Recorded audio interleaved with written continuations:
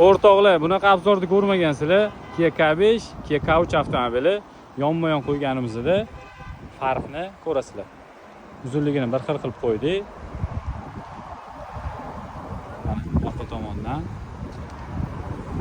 ozgina 10 sm kichikroq. Orqa tomonda ko'rinishlari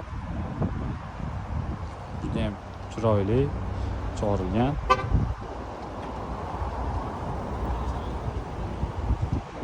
Bu GT Line full pozitsiyasi bo'ladi. Dizayniga o'zlariz bitta baho berasizlar. Juda ham chiroyli dersga chiqarilgan.